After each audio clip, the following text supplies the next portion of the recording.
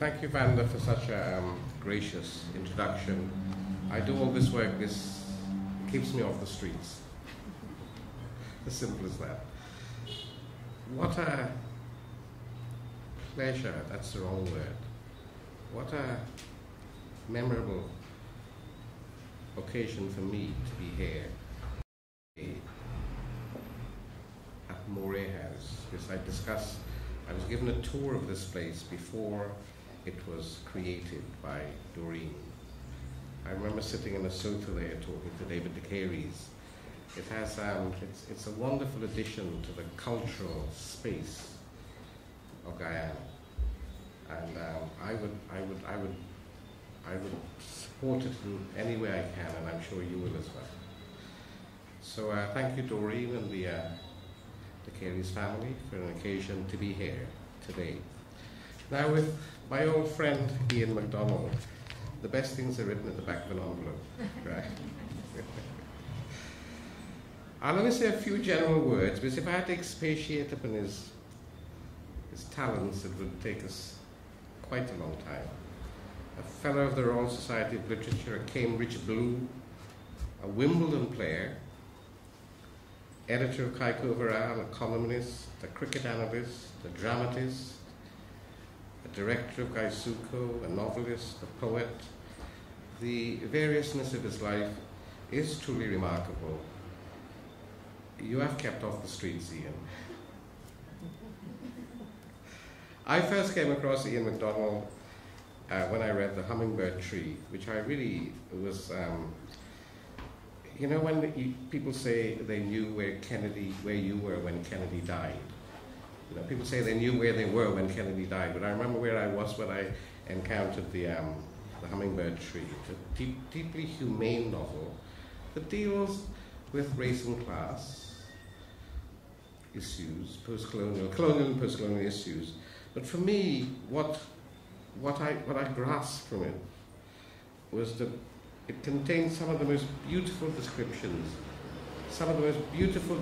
of landscape in Caribbean writing.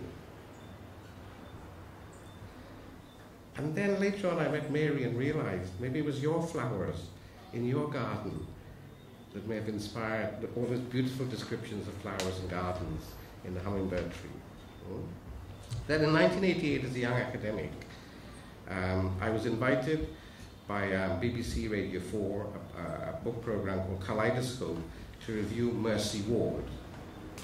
And again, it was memorable because here was a collection of poetry imbued with compassion for the dying, humble people, who in Ian's poetry ceased to be ciphers of sickness. They were human. Ian transcribed or invented their biographies. He gave them life. He gave them intelligence and memorable depth. He gave them character. And I remembered when I was reading Mercy Ward, I remember what Derek Walcott said, that what is poetry about if it's not about love? That's what Walcott said to us, all of us once. It's about love. And Mercy Ward is about love. I also thought at the time, since Walter Rodney had just been assassinated, that I read the poems politically as well. I thought that maybe there's an undercurrent of politics there. It's a sick society. Mercy Ward, the whole of Guyana was a kind of Mercy Ward.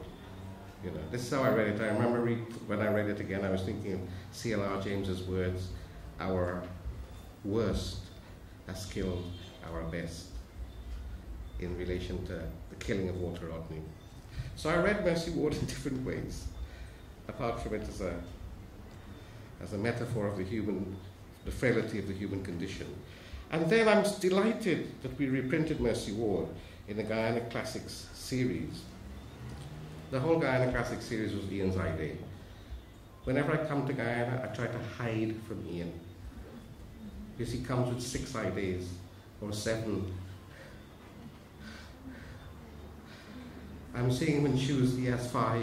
He already told me about 3. You put me to work, Ian. But no, you're an ideas man, yes? And you came up with a Guyana Classics Ideas, 26 volumes are now out, another 10 very shortly. Then I came across Essequibo, and then I realized, of course you are the poet of our landscape. You're the poet of our landscape. The rainforest in terms of green dollars, Rio plus 21, and we'll get some Norwegian money. We think of the rainforest in scientific terms. So the rainforest in your poetry is beautiful in itself. It is art for art's sake. And those poems remind us of that beyond the utilitarian and the financial and the economic is just aesthetics, beauty for its own sake, beauty is truth and truth is beauty. Which reminds me again about beauty when I was reading Essequibo. Walcott again telling us about slavery. He said, of course, dreadful, terrible, but the first freedom was when you had to walk along the dam to the plantation, to the cane field.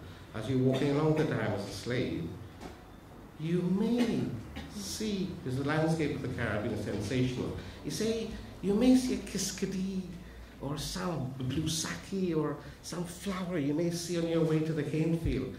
And it assaults you with a sense, you're assaulted with a sense of beauty, or you're overcome by a sense of beauty. And he said, that is the first liberation. The second liberation is 1838. He said, once you can see that beauty, nobody can take that away from you. That's Essequibo. And of course, the other reason I love Ian's writing is because my wife loves his writing, so I have no choice. In 2006, he read a poem that moved her very much. I think it was a poem about your father's death.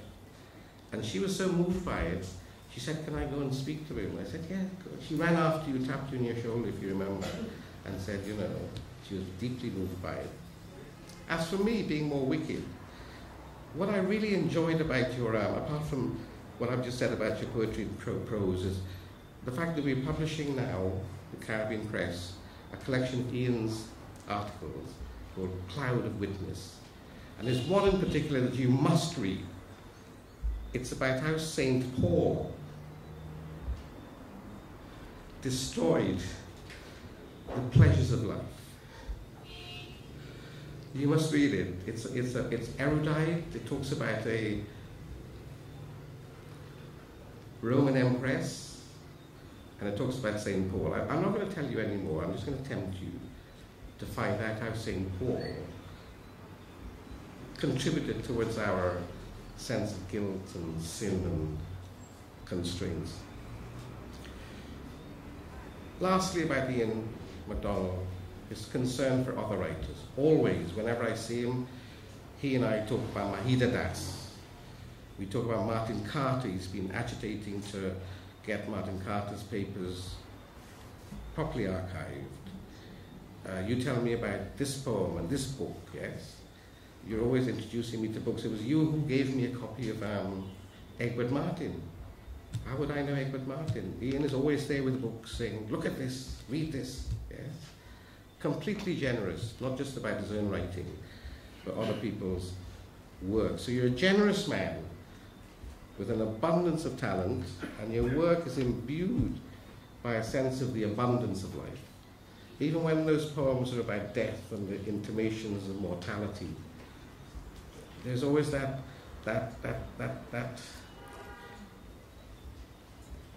redemption in them. There's always something redemptive about Ian's poetry. Think of these lines. I can sing along to the tune.